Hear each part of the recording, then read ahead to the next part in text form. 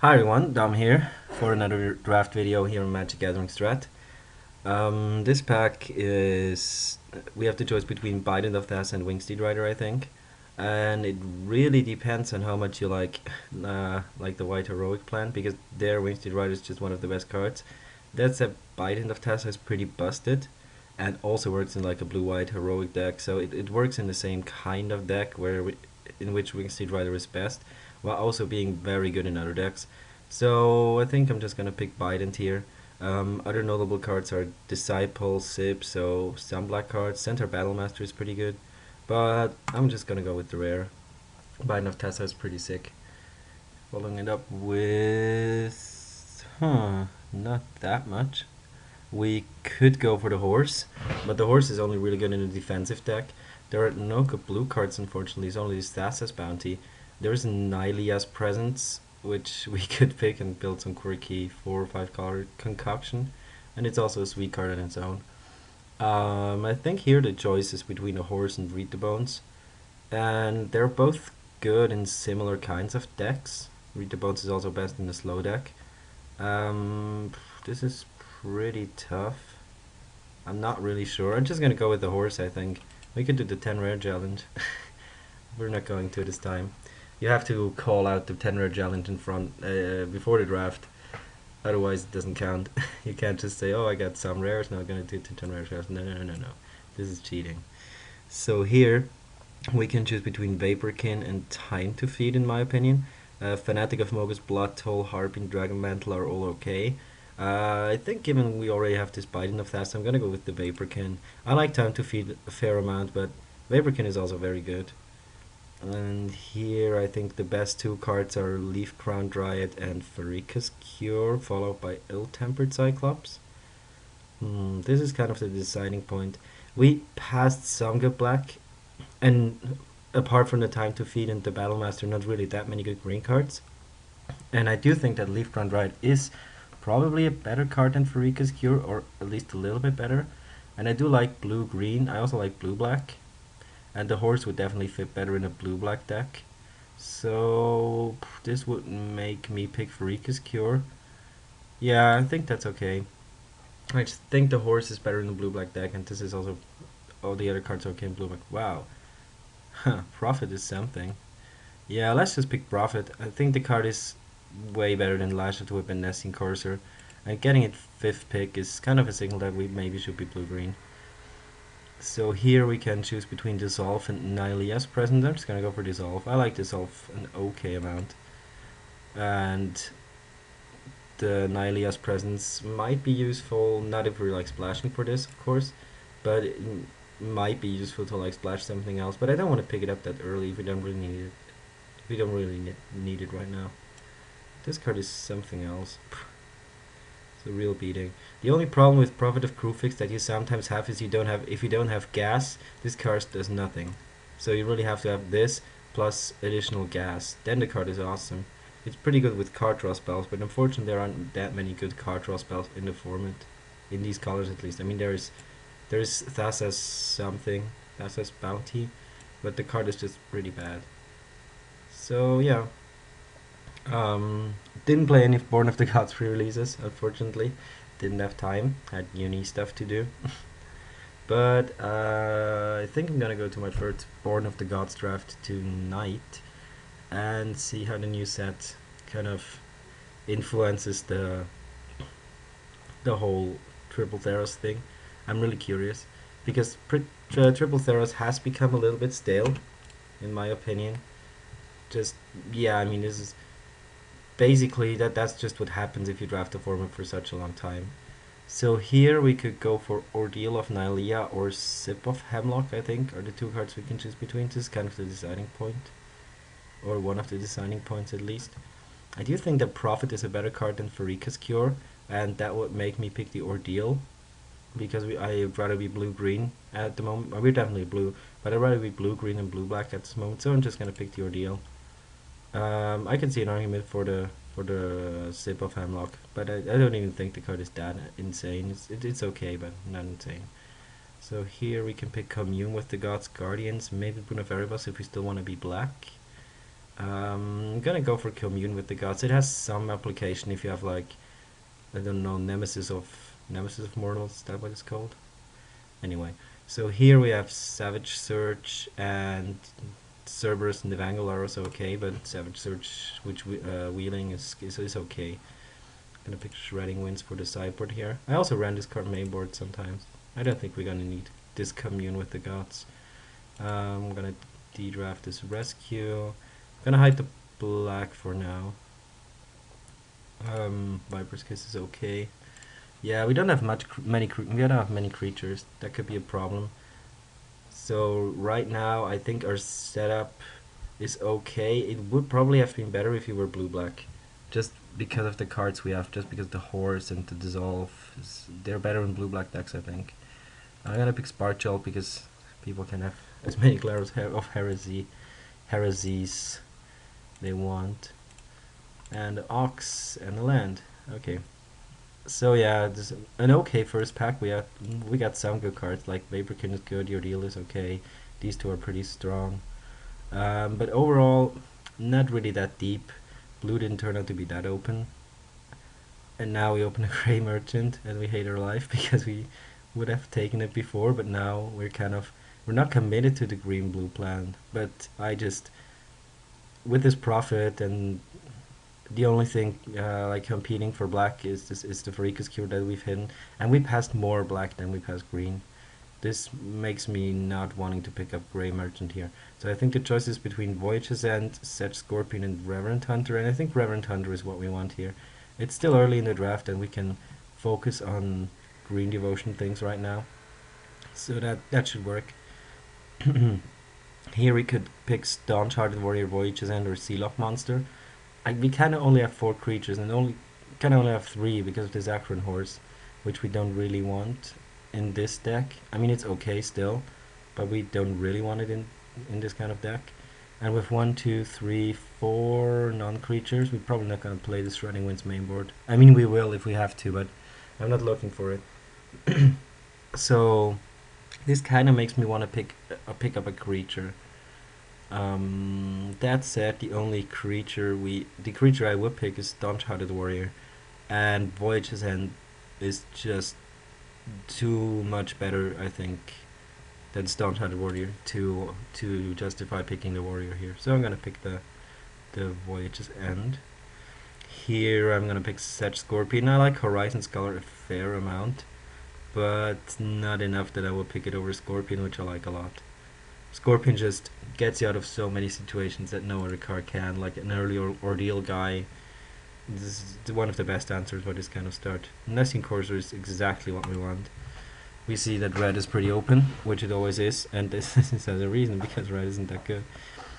So here we're gonna pick the Crackling Triton, just because it's a 2/3. I kind of read it as just a 2/3.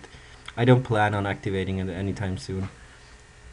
So I'm not even gonna think of it being like splashed, or the red wanting to splash the red, and it's just a 2/3 for 3, which is always okay. So here we have Fate Foretold, but we don't have any heroic. We have another shot at a Horizon Scholar, or like Centaur Wall. I think I'm gonna go with Scholar. I mean, it's a good card. It's just a bit expensive. This looks like another 2/3 to me, which is, yeah, I'm gonna play 2 of those, but that's kind of the maximum. Centaur or Hippocamp. I think I'm gonna go with Centaur, just because I don't really know. I just like the card more. The Hippocamp is always kind of underwhelming, and Sedge Scorpion Wield. That's sweet. So this deck is looking okay, not amazing still, because green isn't as open as we wanted it to be. I mean, we got 2 Sedge Scorpions and a Courser in this pack, but that's fine. Blue is also not as open as we wanted it to be. I think overall going into black would have been more profitable. But yeah, nothing we can do about that now.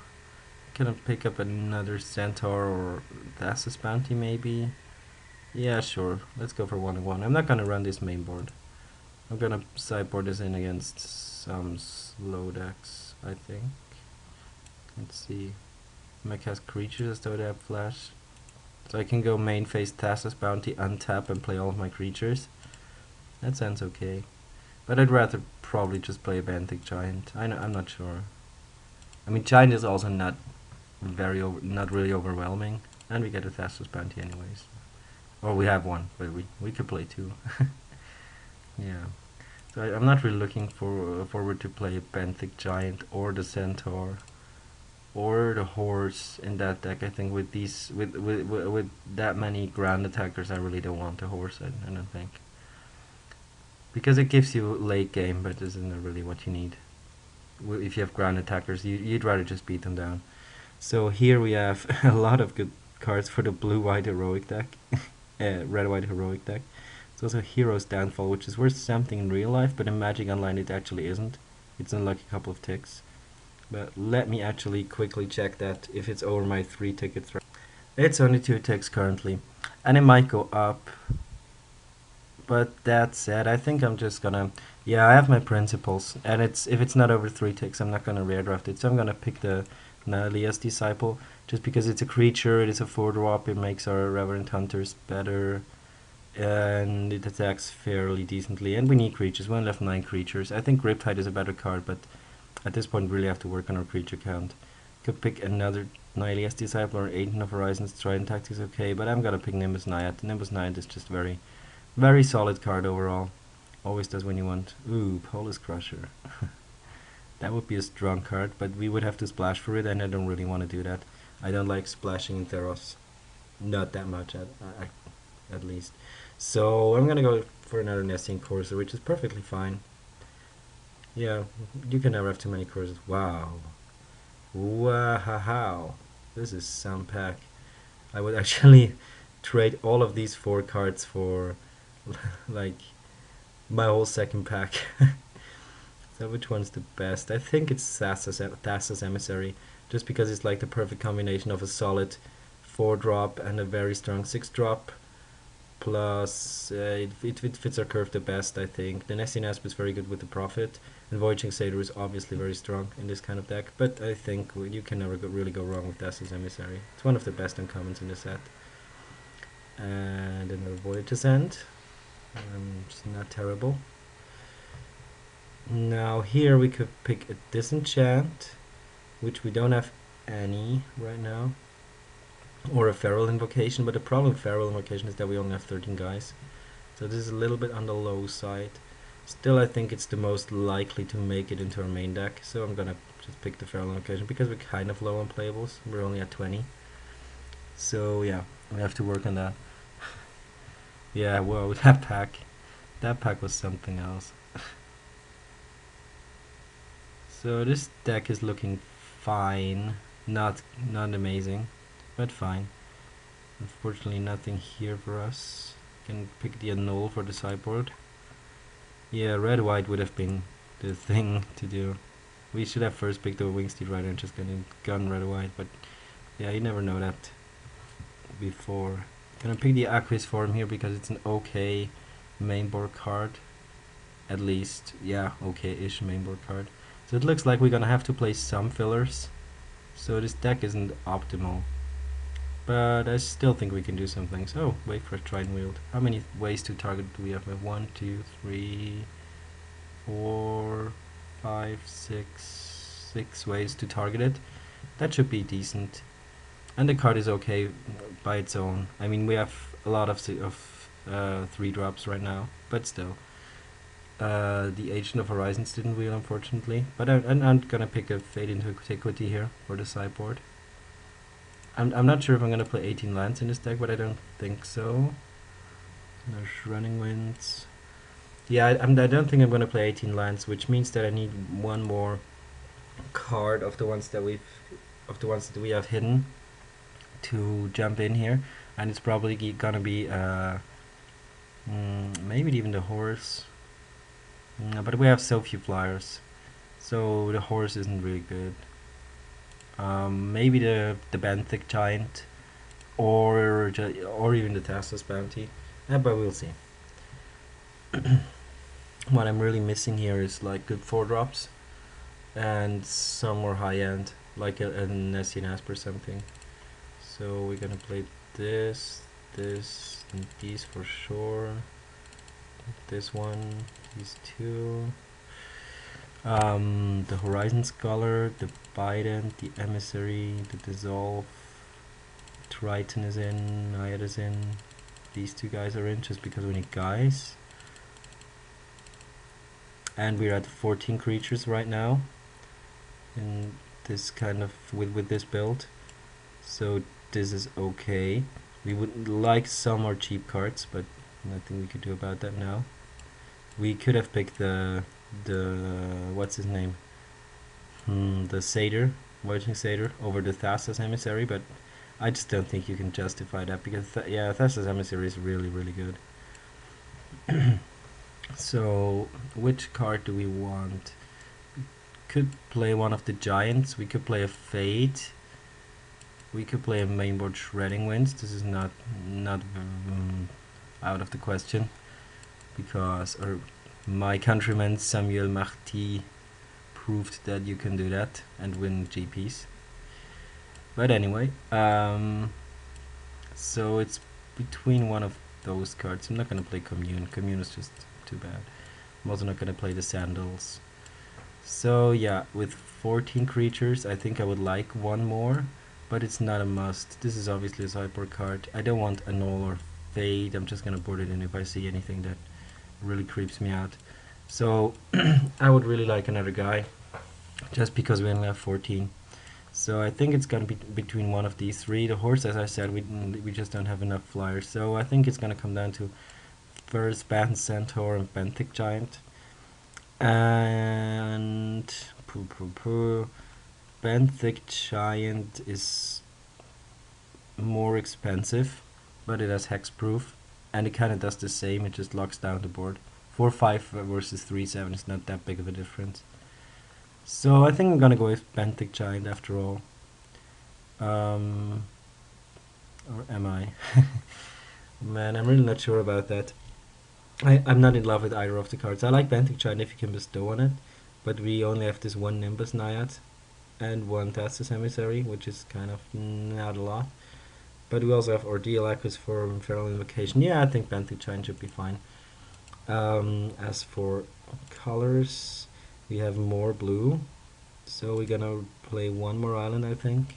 Moto says 7/10, which I don't agree with, because we have these Sedge Scorpions and stuff. I'm gonna go for 9/8. So yeah, submit this beast and see you guys for round 1. Welcome to round 1. We lost the die roll, so that means we are on the draw. This hand is I don't know. This hand is pretty lame. We have this Reverend Hunter, which is only going to be a Grey Ogre, but I still think we're going to keep it. He mulliganed as well, and we have this Voyage Ascent to set some things up if we need to. We still have to upkeep stuff because of the cubage. Yeah, Cube is back, by the way. Yeah, so if I'm not working for the channel, doing what I'm asked to do, I'm doing cube drafts. This is why I didn't play as much Theros lately. I played a lot of Zendikar and a lot of cube, so I don't know about the latest trends in Zendikar, but apparently it's the triple plane stack. Yeah, always a favorite of mine. So now we actually have a choice. We could wait with the Reverend Hunter to make it a 4/4 after we run out this Nalia's Disciple. So we're gonna go turn 4 this, turn 5 this, and this. Oh, this is pretty interesting. If we draw a third forest, we can even go. Oh no, we don't even need the third forest. No, I think your deal does it for me here. Wanting to wait, that is.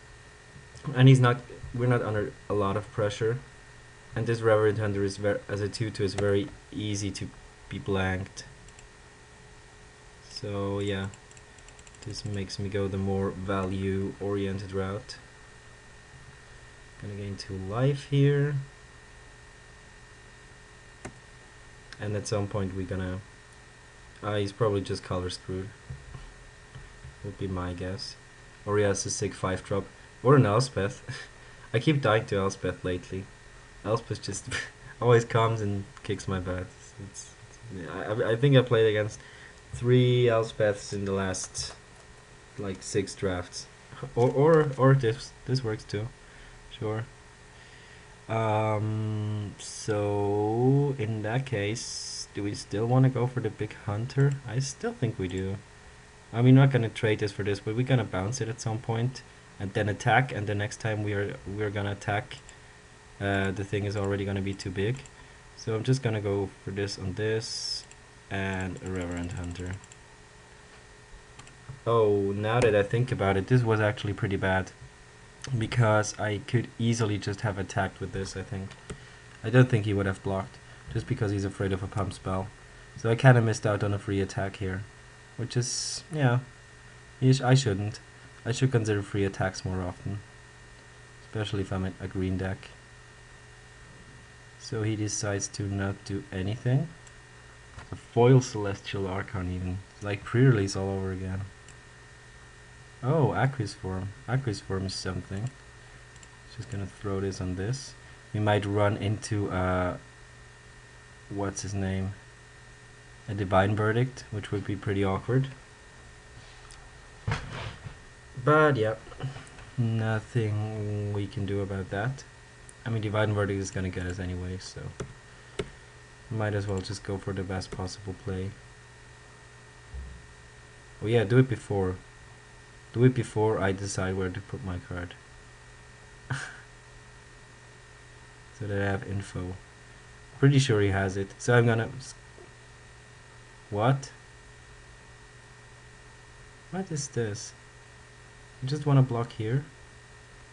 Well, let us think about that. So if he's probably gonna choose green and block the hunter, would be my guess. And that's fine for me. Yeah. So pro green, and a scry, and put that on bottom.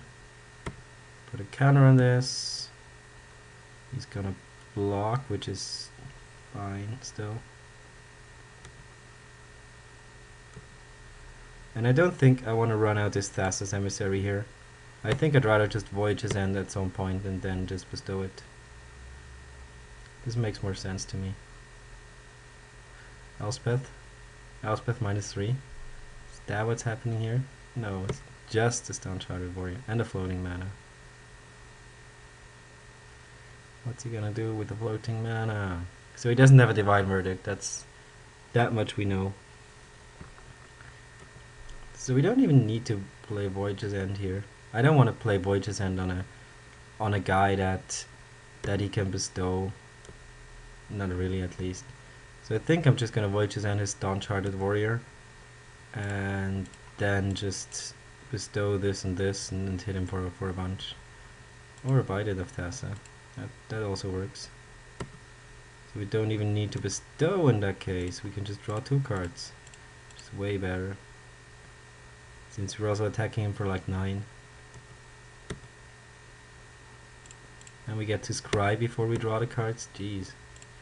This is getting better and better. I don't think we want that. We could have kept it because of the Bident. Because it draws like extra cards. But he can see it. Okay. So yes, there's Celestial Archon to worry about, which means that I would want some Fade into Antiquity or Shredding Winds. And the only other cards he showed us were God's Willing and Dawn-Charted Warrior, but that means that he's blue-green, and that blue-green has less flyers than blue-white. So I'm probably gonna go for the Fade. As for what to take out, I probably think it's gonna be Dissolve, just for mana reasons. Or a Benthic Giant. I could also cut a Benthic Giant. Yeah, why not? Maybe the Centaur is better against green decks, because they have bigger guys.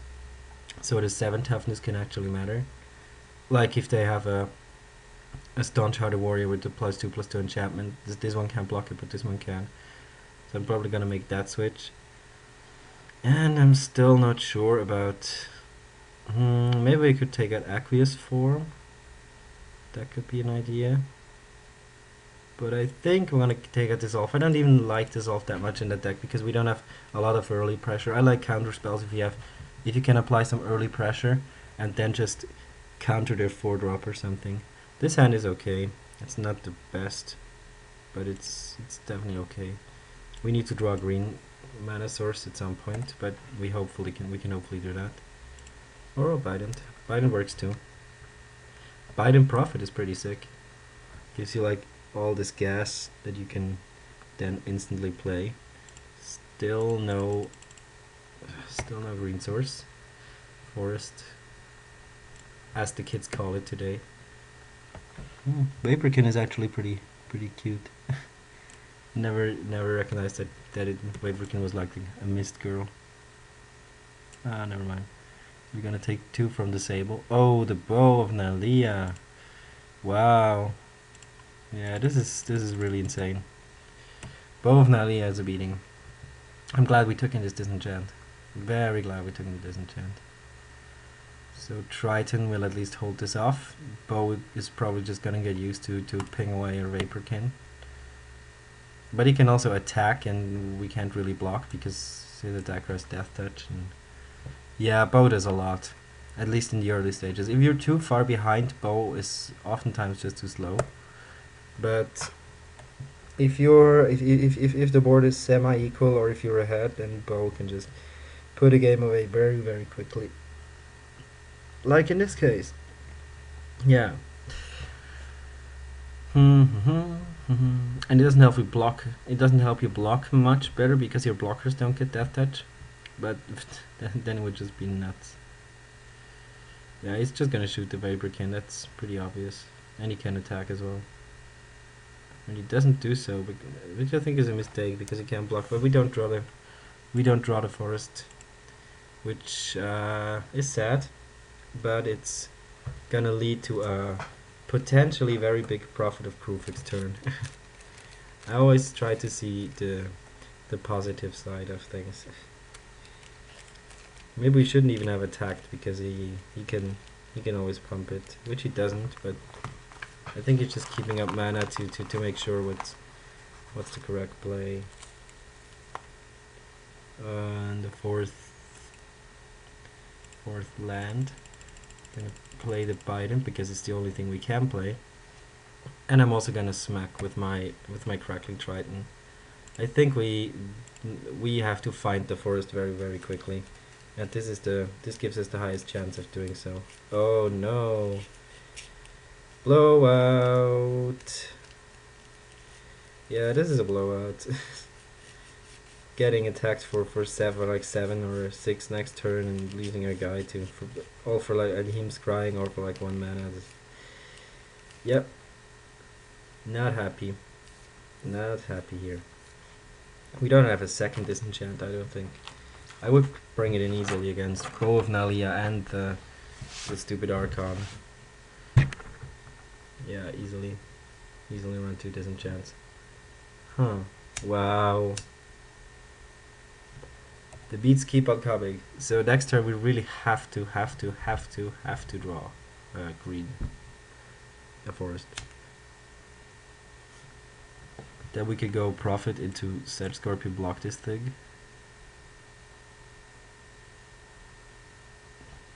But we're gonna take 10 this turn, so we're gonna be at like 2. Even if we do. Oh no, okay, forget it. Good beats, good beats. A man should know when he's defeated. A null, of course. Against these 2 very strong enchantments, I'm perfectly fine with a null. And what am I gonna cut? Maybe the Feral Invocation, just because it's a bit awkward on the curve, but it does power Reverend Hunter. Maybe the Savage Surge, or maybe the Aqueous form. Yeah, I'm just gonna cut the form. I think against his deck, we have our motley crew of flyers is gonna be enough to punch through damage, and we wanna have solutions against his sick cards. So I want both of these for sure. Still at a big fat of the horse or the dissolve. Yeah, I think this is fine. That's a bit that. Didn't we already? Anyway, so I'm just gonna pause it until he comes back. So he's back, and we're gonna play first. This hand is pretty strong, so definitely not gonna mulligan it. we have this Voyage's End to undo like any of his crazy early starts, which he didn't seem to have up to now, but he might as well.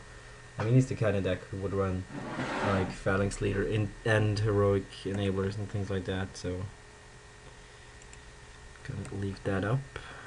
And I'm probably gonna hardcast this Thassa's Emissary.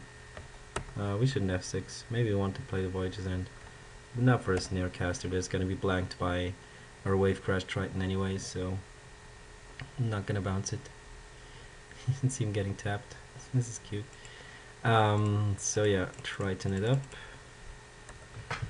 Next turn I'm not even sure.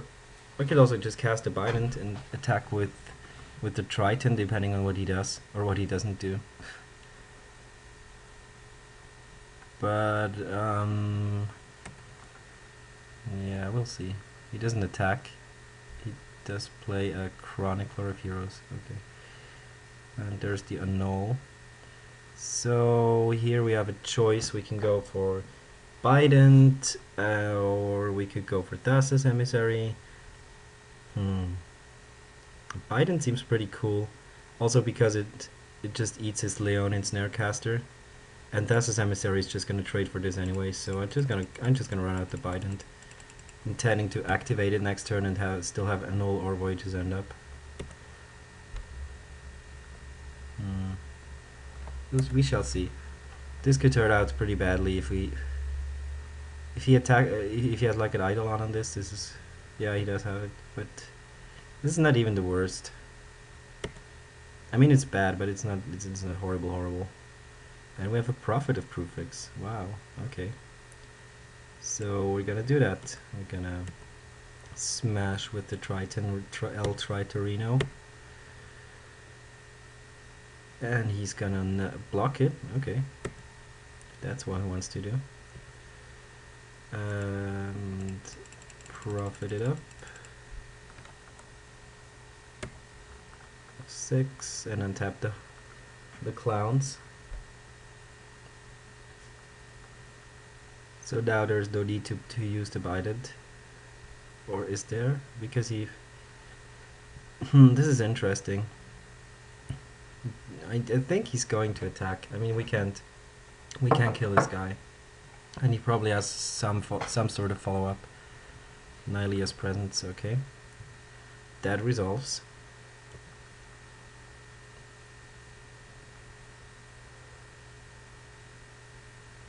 And then, do I want to use the Bident? No, I think if he doesn't attack, I'm just gonna bounce the thing. He does attack, so I'm gonna bounce the thing anyway, I think. Or we could also just take 4 and just get more cards. Yeah, this seems better. Let him gain some life and then just get some cards with this Thassa's Emissary.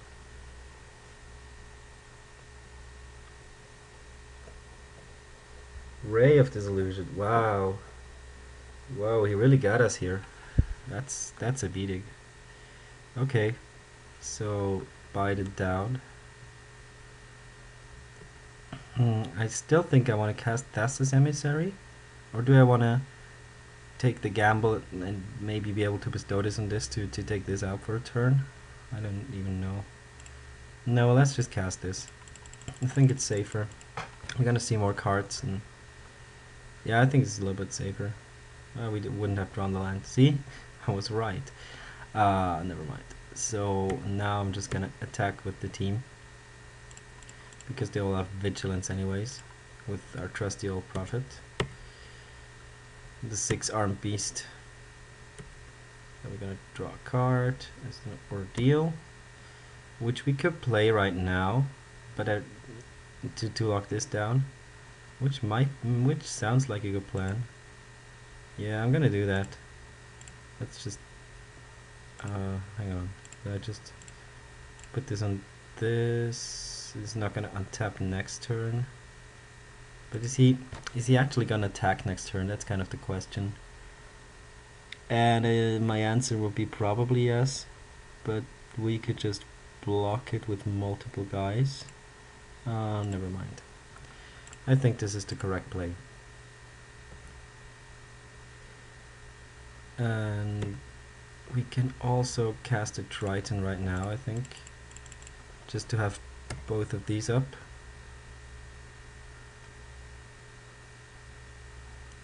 So now we're thoroughly in the driver's seat, I think. We're drawing more cards than him, and we're attacking for a decent amount of damage.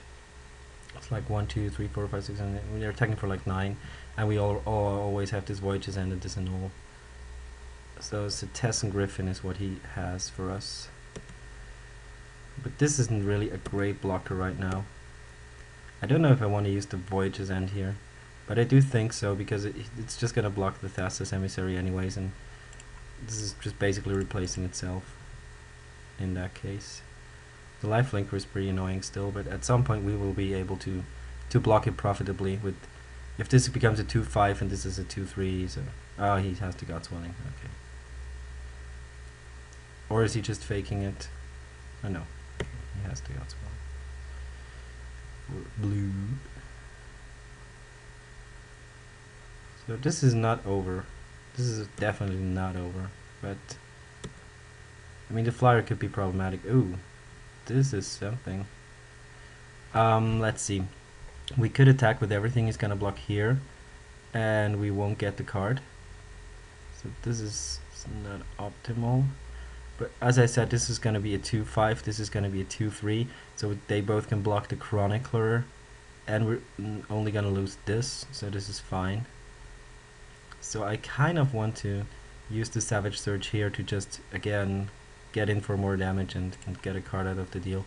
And this is going to be problematic anyways, because it's gonna start beating us. So tap this down. Yeah, we have to be careful here not to die too quickly, because this is hitting us for 5 every turn, and he also gains life back if he wants to. Put a counter on this. Draw a card. Forest. Okay. Let's just play the forest. And untap. Hooray. Yeah, Prophet of Crufix is really pulling his weight here. So what would be the best thing you could do right now? Like Celestial Archon? Where are all his good auras when we need to, when we want him to cast them? Where are they? I'm asking you, Mr. Magic Online.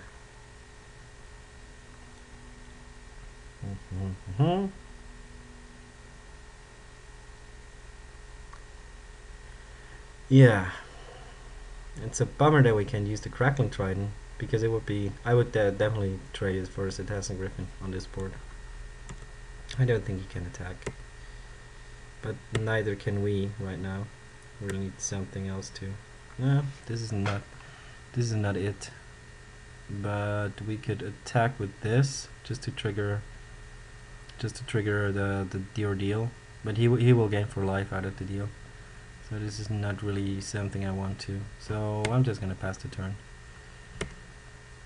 Yeah, another Voyage's End would be pretty good, or just anything that targets this, so that we can get in another hit, which is about to be lethal. 6, 10, 12. It's almost lethal. He's up 14. But now we can start getting in for 5, and this is holding the fort pretty handily. So this is gonna be a problem at some point. It's like a 3-turn clock, which we currently can't do anything about. This is a shame. So we're gonna cast this.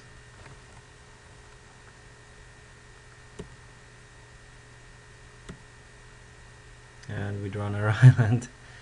Okay, so slowly but truly this is becoming hairy. And if we attack with everything, this doesn't do anything, because this is just gonna block this. He's gonna gain back 4 life, and we only hit him for like 5. Yeah, this is pretty awkward. We're gonna die to this. Just simple as that.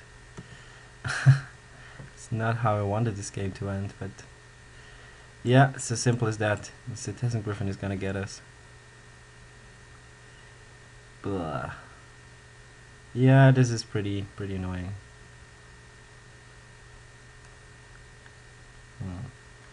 Thinking if there was a way of getting getting a Cetacean Griffer or his Chronicler with the Savage Search, but I don't think there was. I think there would have been maybe a point where we could use the Savage Search in like an attack that doesn't make sense and then untap it, and oh well. So we need something that targets the Cetacean Griffin very badly,